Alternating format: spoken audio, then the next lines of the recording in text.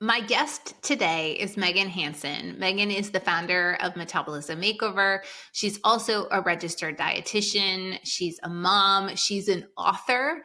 And as you'll discover in our conversation, her journey, which is still, by the way, under construction and a constant evolution as we discuss, her journey to becoming the founder of a successful program that is mission driven and is helping people lose weight and get their wellness and their health under control.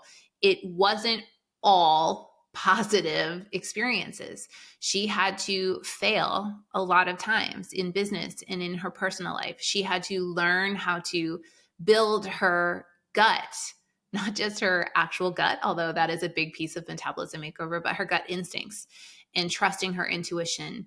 And the conversation surprised me in so many ways, which was in and of itself a surprise because I have had the opportunity and the true privilege of working with Megan and her team behind the scenes on their launches for a number of years. In fact, I met Megan through a shared colleague. Her mentor, her business coach, was somebody that I knew quite well, and he introduced me to Megan, and the rest really is history. And what I was especially excited to share with you in this interview and in this conversation were the parts of her story that I have not learned intimately over the last 2 years. Her origin stories as an RD, her struggles with her own personal health and wellness, and how that led her to create the program.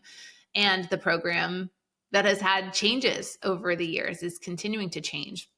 I didn't know the journey that she went through as a mother, a single mother, and in her relationships with family members and loved ones and her own child and more. And so I trust that you will learn and enjoy and laugh and maybe cry a little bit from this conversation just as I did. And I truly can't wait to hear your takeaways after listening to my conversation with Megan Hansen.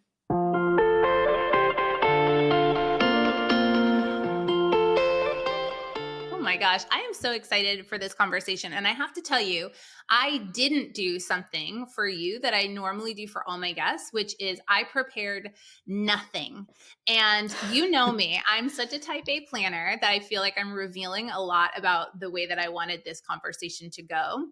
But I knew that if I brought too much research to the conversation, I wouldn't really be able to hear it fresh. And the great thing is, as I shared with my listeners in the intro, is that I have known you, or I think I have known you for years because we've been working together. But there's so much about your journey and your origin story that is going to be brand new to me today. So I'm so excited that you're willing to share. Yeah, I am really excited about this. I go on podcasts a lot and I talk about nutrition and what I do, but I'm excited to talk about, more of me and more of my story and whatever it is that I can offer your audience. Yeah. Well, I'd love in that spirit to know, from the outside looking in, it doesn't actually feel to me like you have a lot of fears. You have been so open about your story. You have such a strong point of view. And I mean that as a compliment. It seems to me like you really have I know what's in the best interest of my audience. I know what the right things are, and screw anybody that gets in my way. A very visionary thing.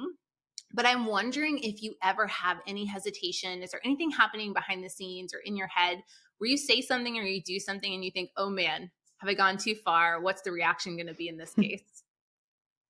Yeah, I that does happen to me for sure. I would say, to really answer this question, I lean in to my intuition so much. And this is something that I just believe is a skill, and everyone has it. We all have it inside of us. It's something that a long time ago, my motto in life was trust your gut.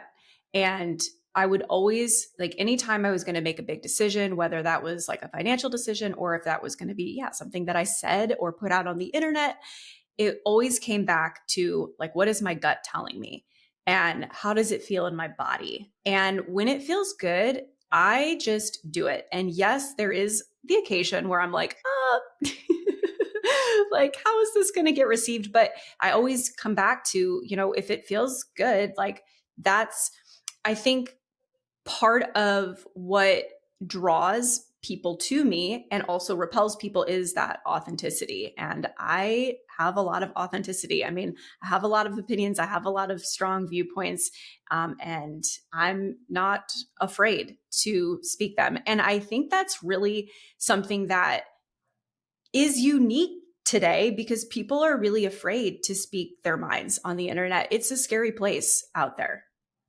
Yeah, and I love when you were talking about trusting your gut. That's something I've really learned to develop, that trust in my own gut from you. And, I got into journaling. I really got into manifestation and meditation. And a lot of that came from people like you being willing to say, I am I'm extroverted and I'm strong in it and I'm ambitious. And yet I have this, side of me that will lean into whatever it is, divine intellect, whatever it is, right? But I also have this sense, and remember, I've been to therapy. So I have this sense too that some of that really comes from a place where you feel safe, like the outcome of you trusting your gut, whether it's you saying something or doing something or not saying something, that it comes from a place where ultimately the negative consequences will not be greater than the positive. Does that come from childhood? Were you always feeling this safe, or is that something you've had to really flex that muscle as you've gotten older as well? I have definitely flexed that muscle. It's funny because a lot of people look at me as someone who's a big risk taker, for example. And that's, yeah, not afraid of saying things and not afraid of, I'm not worried about what other people think of me. And that is not true at all. It took me a long time to start my business. I was terrified of failure. And we can go back to that and kind of how I worked through that. But it really comes from a place of, like you said, flexing that muscle. I started getting into spirituality, manifestation a long time ago, probably, I don't know, maybe 7 years ago at this point. It's kind of been a slow unwinding. But as I started doing this, I started realizing that if I really focused on something that I wanted in my life, I could create it. Okay. That sounds really simple, right? But having that belief and then putting it into practice and you slowly start to see it unfold, and you slowly start to see these things that start to manifest in your life, that just builds confidence.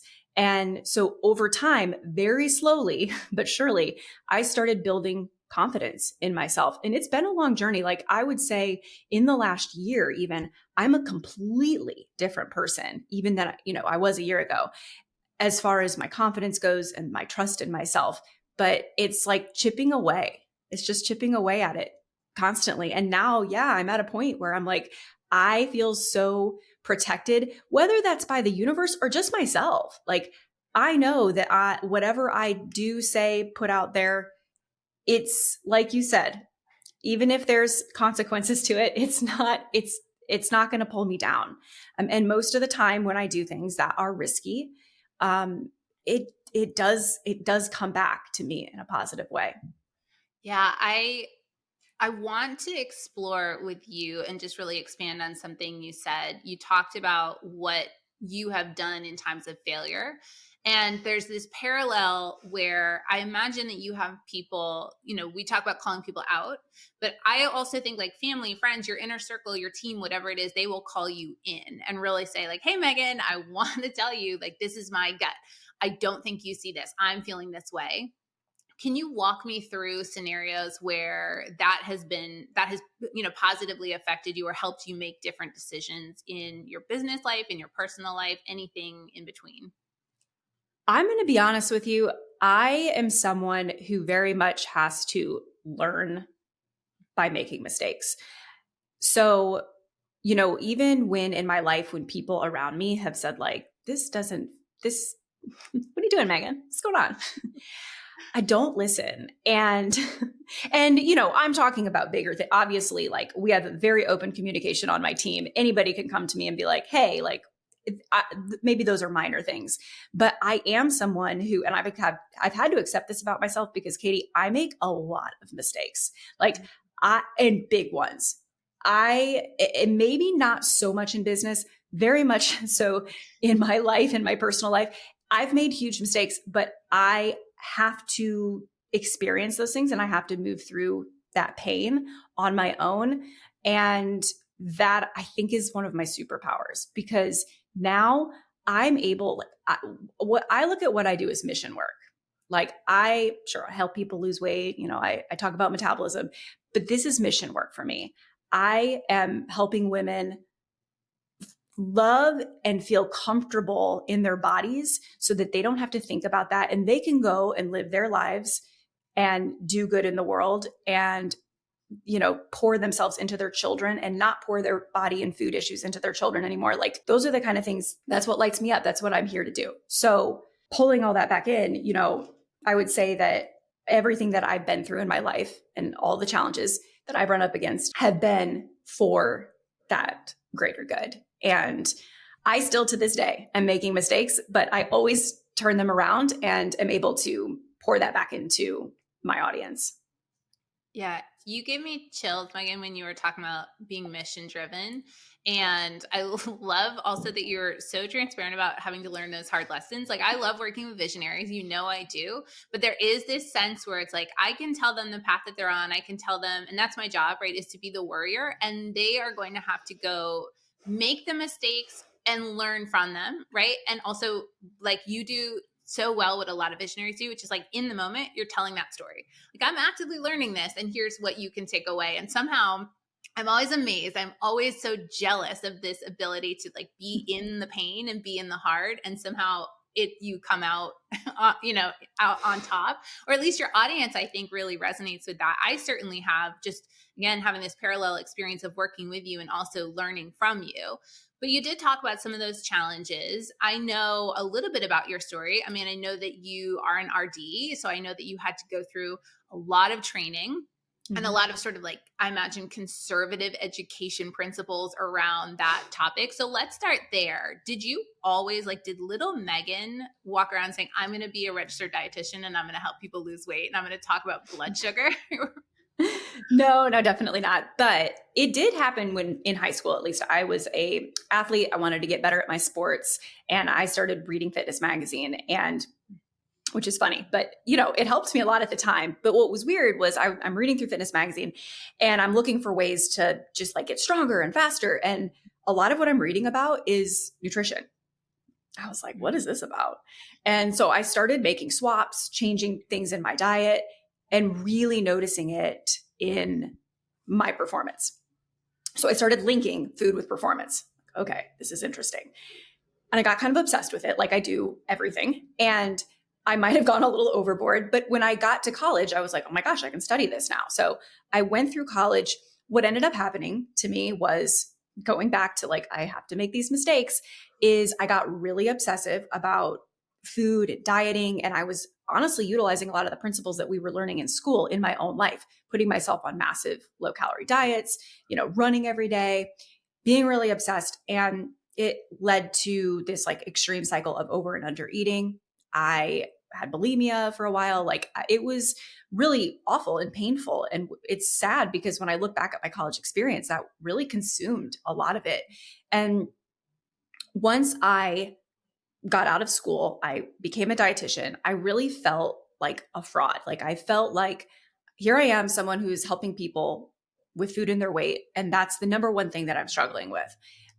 I eventually, and I'll bring this story back around to Fitness Magazine. I don't remember if it was Fitness or Shape, or it doesn't matter, but I was reading an article about weightlifting and how weightlifting is actually a lot more beneficial for weight loss than running. And I was like, well, that goes against everything I ever learned, right? But it gave me the science behind it and why. And I was like, wow, this is interesting. So I switched it around. I'm like, not running anymore, just going to lift weights. And I saw the weight start to come off. My inflammation dropped, like my whole life changed from that. And so then I start looking at, well, what else have I been told that doesn't work? This doesn't make any sense. And, fast forward, of course, I eventually started working with clients. Now, this was several years because, like I said, I always wanted to, I haven't said this yet, but I always wanted to work on my own. Like, that was in my internship in dietitian school. I don't know, my internship, my internship. At the end of the year, we went around, we said what we wanted to be. And I was like, I'm going to own my own business I had no idea what that looked like. I was terrified. I was like, I don't know how, was kind of the mantra in my head since I was a young kid. And but, several years later, after working other jobs, I didn't work as a dietitian for years because, again, I kind of felt like a fraud. And I eventually, though, decided to start a blog. And I just wanted to kind of put some of my ideas out there. This is after I had really healed my relationship with food and everything. Did that for a while. I worked for a health tech startup that closed. We couldn't get enough funding. We were open for maybe 2 years. I had to lay off the whole team. That was actually the thing that pushed me and said, like, okay, this was a massive failure. Like, this was really scary. This was like millions of dollars of people's money lost, like all that. And yet no one died and everybody's okay. We all went on with our lives and we found other jobs. So that's what I think really gave me the courage. And that was also the exact time I was going through like a quarter life crisis. I started getting into manifestation and, was really diving in to all of this. And that's when I started really my business. So I had the blog for a while and then I started seeing one-on-one clients. And at that point, I realized that all these women were exactly the same as me. Like, I was like, oh, they're going to come in and be like, I eat fast food every day. And and I would just be like, quit drinking soda. And then I would be a hero, right? They would lose all this weight. No, that's not how it worked at all. These women knew just as much about macros as I did, and they were working out just as much as I was, but they weren't losing weight. So that's when I started taking them through my approach that I put together as far as, approaching weight loss from a metabolism perspective versus a diet and exercise perspective. And, once I started seeing results in those clients, I turned it into a group program, which is now Metabolism Makeover. And we've been running that thing for 6 years now and have over 8,000 clients that have gone through. Yeah, and raving fans too. I'm biased because I personally have gone through the program and I know how well it works. And I also have been able to see from the inside out how you are expanding that and how much you have really held to those values of mission and service. And I love seeing every single one of those transformation stories. But I want to, what's interesting to me is my intersection with you is Metabolism Makeover was growing. I came into a team, you had such clear vision, I felt, for what it could be. You had this team, you had this incredible momentum, but even in terms of a branding and identity, I remember looking at a picture of you holding a cocktail. And I personally, this was so relatable to me, was like, hey, you can do these things. Like, you don't have to do diet culture anymore. You don't have to count every morsel that's in your mouth. You can let go of these things and you can enjoy time with your friends. You can go out on a Friday night. It feels to me like there's been even an evolution since then in your brand identity. What has that been like? Where are you in that evolution? What sparked it? Yeah, I'm always evolving. So it's funny because if you drop in maybe once a year on me, you're like, oh, this is a different person. That's how I started building a lot of momentum. I think on social media I was the vodka loving dietitian, right? But the reality was I was probably a borderline alcoholic. Like, I drank most nights of the week. I was in a horrific marriage. I was in so much debt, like behind the scenes. I actually remember going to a conference here in Atlanta right after I had my daughter. And I was with a lot of these, colleagues of mine that I had gone through masterminds with, like people that you connect with on the internet. It would be like if you and I met up at a conference and they were talking about an in-person conference that we were going to do in Florida. It was announced there. Everybody's like, yeah, I'm in, like, here's my down payment. I was making more money than anyone else in this group in the room. Like, I spoke there, I talked about my huge launches. I could not afford to put the down payment down on this trip. And because my ex-husband was stealing money from me and for his business, I was also played a part of that. I was keeping his business afloat and while it was drowning and we were in so much debt. And that was an extreme low point for me. So, eventually I get a divorce. My daughter's 6 months old, and move out. I start a new life for myself. And over time, that part of me, like as I started to heal as a human being, and I really started diving into the work on myself now that I was away from the situation that I was in, I started drinking less. It's weird how that happens. I met someone, and we kind of decided together. We're both going through these terrible divorce situations, and we were like, let's back off drinking for a while, and it ended up, and now 3 years later, I rarely ever drink. But that was, I remember actually, I remember the moment, like I remember the day I was in this house that I'm in now. I was upstairs, and I was thinking to myself that I needed to come out and make a statement about how I'm just like not really drinking much anymore, because it was so ingrained in my brand, and people loved that about me because it was fun, and it was like I was giving them permission to drink, and I still do. It's still a part of my program. I think there's absolutely room for alcohol in your life. Just because I don't drink as much anymore, like no big deal. But I was like, I need to say something. And I was so scared. I was like, I'm going to lose followers. People are going to think I'm a loser. I'm not cool anymore. I have I'm nobody without alcohol. And I brought this up in therapy. My therapist was just like, I actually don't even remember what she said exactly, but she was like, Megan, you have to be you. And the reason people are here is for you.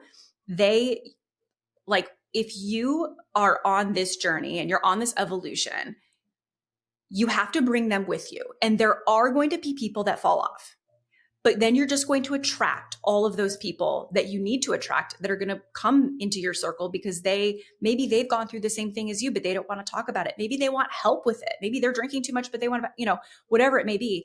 So I did it. It was one of my, most shared posts of all time. I absolutely lost followers. I did. Like I saw a big dip. And what's really interesting is that there have been people that have come back later and said, I want you to know I stopped following you when you posted that because I was triggered, because I felt like, you felt like you were too good for me. It made me feel bad about myself. I've, since backed off on drinking, whatever, and I'm back, and I just wanted to share that with you. So, I think the lesson there really is just that you have to be authentic, because if you're not, your audience feels that. They may not know. They're not going to be like, oh, she doesn't seem authentic anymore. But you're not, we're all energy, right? And like, if you're not putting out the vibration that you're living at, you're not going to match with anyone.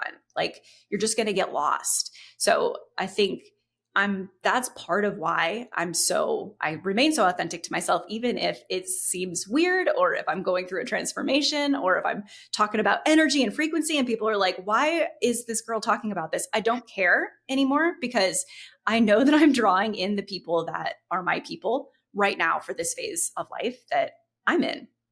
Yeah. And there's a magnetism too. I remember like you were talking about something, and I wish I could remember the specific topic, and it was something like so specific to blood sugar, right? It was like me talking about funnels, like the thing that like 99% of people tune out, and the 1% of people who get it. But I watched the entire thing, Megan. I was like, I cannot turn away. I don't really understand.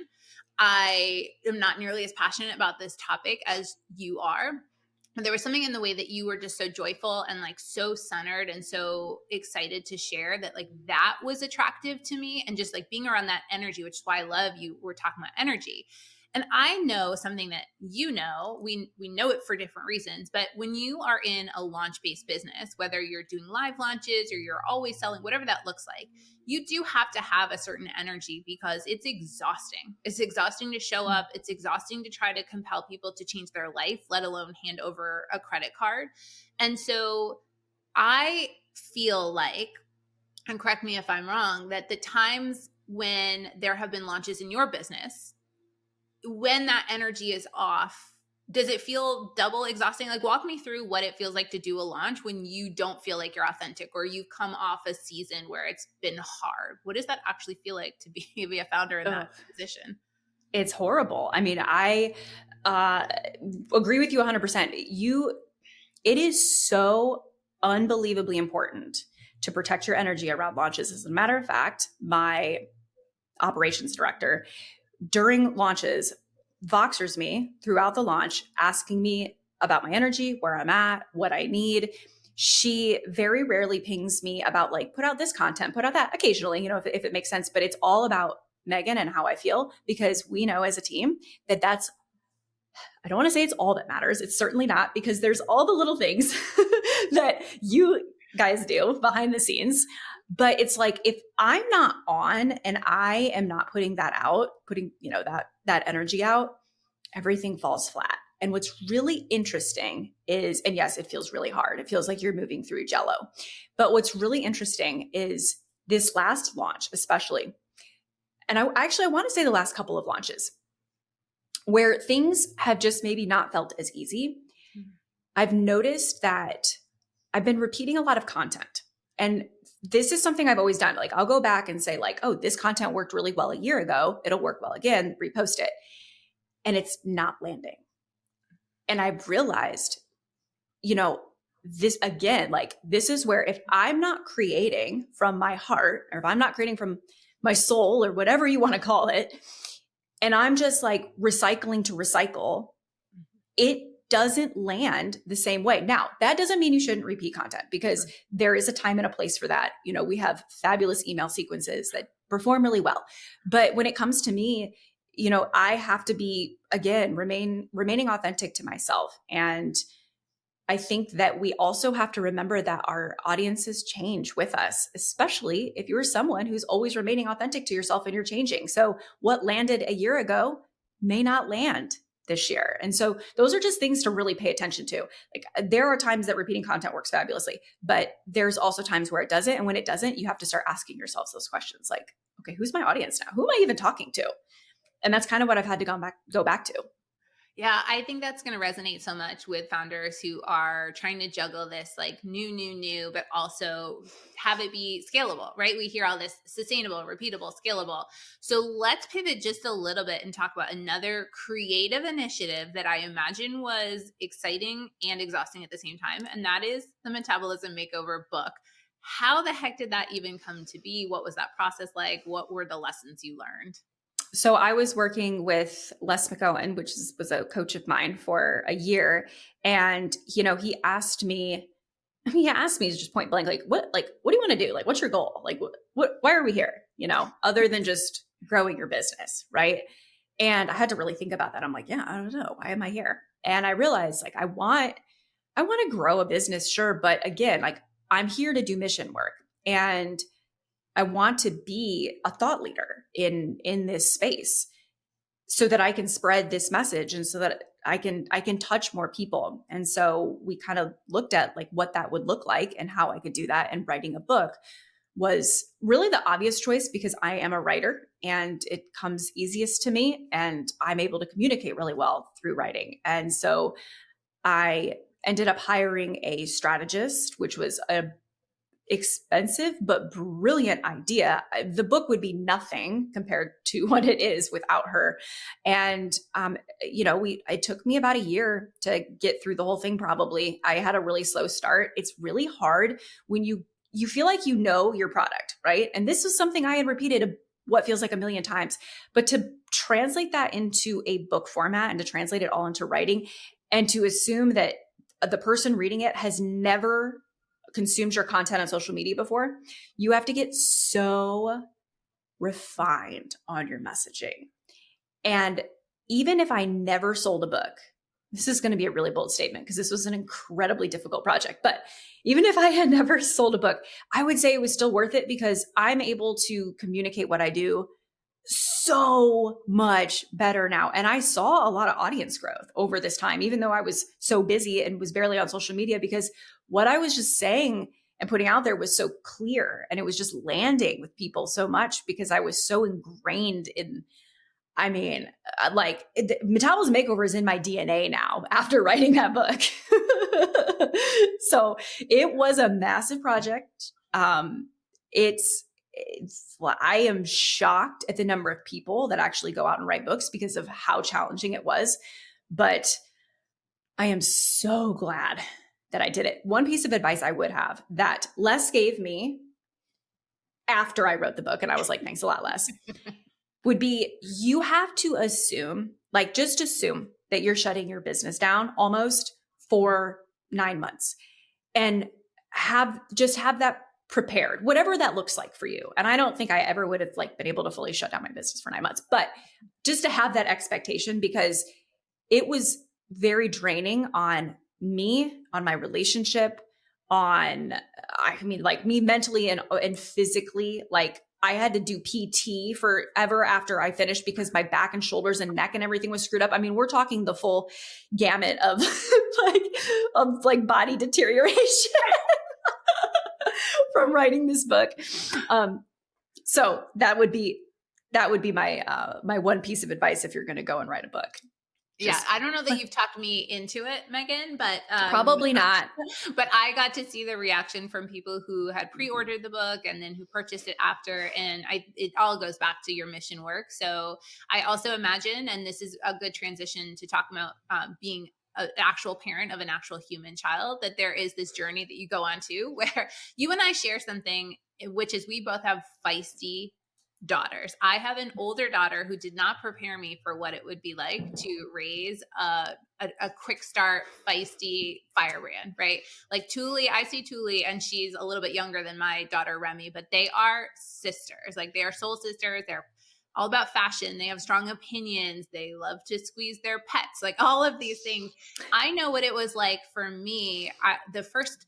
When I launched my business the first time, I was actually pregnant with my daughter, Remy, and I did not fully anticipate what it would be like to found and grow and continue to run a business with a child, period. And then certainly a child that needs and deserves, the love and attention. So can you talk a little bit about what your journey has been like as a mother who is also running a business?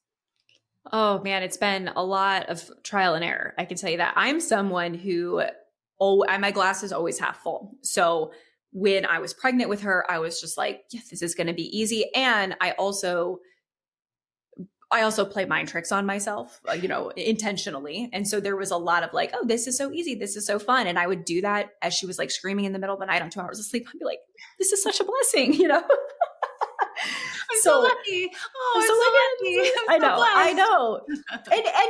And it works somewhat. But I was also, at that point too, I was in survival mode for so long, probably for 8 or 9 months after she was born. So I don't even remember it much. But if we move beyond that, it's really the biggest thing that I would say to any, especially new mom that's like trying to figure this out, is get so clear and invest in your home life, whatever that looks like. Now, I'm a single mom. I raised my daughter 100% on my own. So for me, that looked like getting a really solid nanny that I loved and that I would like let raise my child, and spend that money, because you can't, like, for me, again, as a single parent, I was burning myself out so much putting her to bed every night and doing, and I feel guilty saying that out loud, but as I was especially writing this book and I was just so getting a little toasty anyways, I just said, like, I have to do this. Like I have to do this for her, not for me, because I'm on my phone.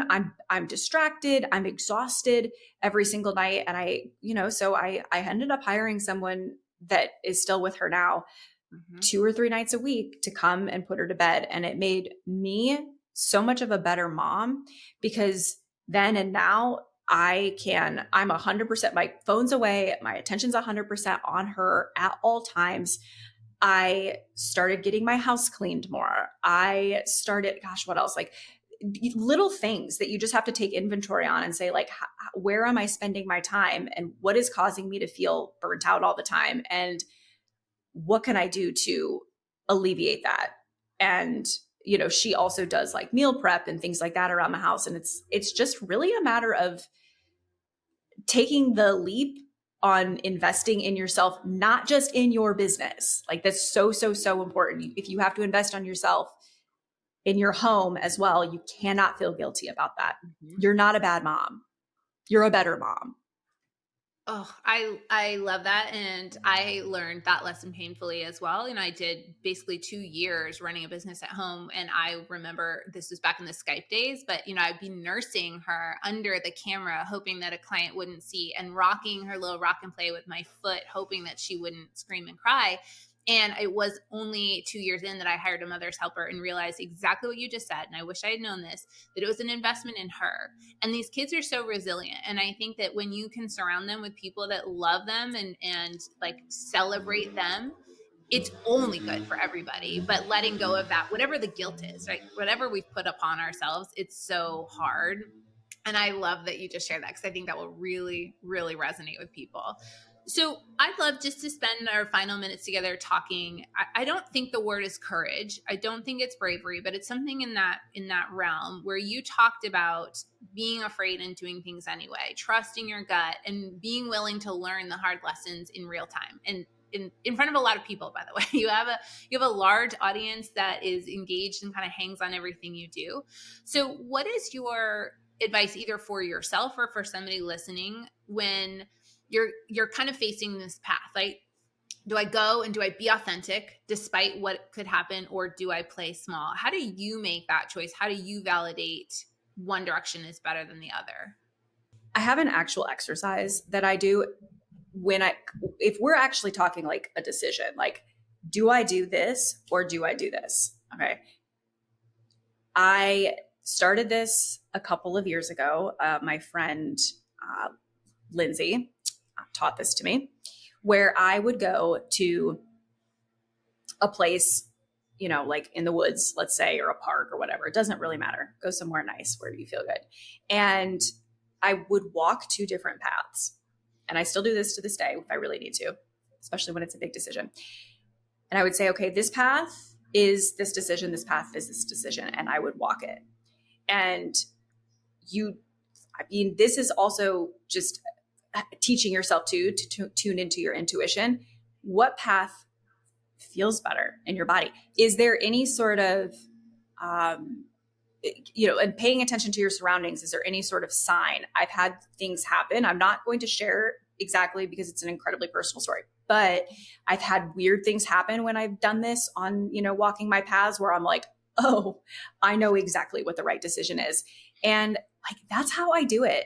And, maybe you're not doing the whole path thing, but it's something like that where you just have to start really tuning into your body and saying, I mean, honestly, Katy, the biggest piece of advice I can give to anybody in this situation is removing any sort of shoulds or shouldn'ts. So if in your mind, you're like, I should do this or I shouldn't do this, then that automatically just gets dropped. So there's no shoulds or shouldn'ts. It's what is right for you. Because the shoulds and the shouldn'ts are just your conditioned response to whatever you've been conditioned to by the world. It's not coming from within. And that's where you really have to tune in, especially when you're making big decisions about your business and how you're going to present yourself. So I'm like so anti-pro con list, because to me, that's just, those are the shoulds and the shouldn'ts. And so instead, I go walk around in nature, I guess. I think that is so powerful. And I trust this, and I'm going to put this into practice right away, because I'm also kind of thinking about some big decisions that are happening in my life. And the reason that I would trust you anyway. But I also, you and Lindsay are the reason that I do my journaling. I mean, really understanding the power of free writing, which, as such a type A, like, planner, like this idea of writing and never reading it back, writing without a plan for using it ever again. That took, I know it sounds so small, but for me, that was such a trust the process thing. And it was so powerful to unlock whatever was happening in this other side of my brain that had kind of atrophied or that I hadn't trusted. Only good things happen. And so this concept of literally physically walking a path feels very powerful to me. So I love that as an actual action item. Normally the action items don't require me moving my body, but here we go. You are I loved hearing your story. I love you. I love what you're doing. I really do, Megan. I love the way you walk through the world. I find myself just inspired to like be bolder, take bolder action, be unafraid of what some people might say or think, because I know that when I am authentic and when I speak my truth, the people that need to hear it, like they're so attracted. They needed to hear that. And I know that, especially when you're, in an industry that you are, like, you're talking about people's mental health, you're talking about their physical health, you're talking about their spiritual health. So I hope that any founders or CEOs or people who are working for founders or CEOs like you really hear that and learn to trust their intuition and at least practice it, right? Yes. You can take little steps and I think they can add up. So thank you again for sharing your story and for sharing your hard costs with me. Thanks, Katy. Sometimes when I have conversations like the one I had with Megan, I feel like I'm playing a big trick. I've created this show, which is an opportunity for me to hear the stories that I'm most interested by and talk to the people that intrigue me the most. And I truly hope that after my conversation with Megan, you see how interesting she is to follow and to connect with. So I really want to urge you to continue to learn from Megan and follow her on social media and visit her website and learn more about the Metabolism Makeover program. Megan has a personal Instagram account that I find enjoyable and entertaining and inspiring and all of the above. And you can follow her at megan.the.dietitian, again on Instagram, at megan.the.dietitian. You can also follow the Metabolism Makeover account at the Metabolism Makeover. And there's so much great content, whether you are seeking weight loss, you are working on balancing your blood sugar, learning more about how your body interacts with food and walks through the world, or you just want to get inspired by people who are doing the right thing for the right reason. Megan talked about being mission driven, and I can tell you her team absolutely lives up to that hype. You can also learn more about Metabolism Makeover. The website is metabolismmakeover.co. And when you're on the website, you can learn more and even order the book that Megan and I talked about, the book that came out in 2023. It is fantastic. You can order it from all popular booksellers. It's a fast read, but it's also comprehensive, and it really helps you understand your body and nutrition and start to put the puzzle pieces together. So I cannot recommend the Metabolism Makeover book enough. It is so, so good. And again, if you enjoyed this episode, please make sure that you let Megan know, give her a shout on social media, tell her that you listened to our interview, tell her and tell me what the biggest takeaways are. And of course, be sure to listen in for upcoming episodes of Hard Costs.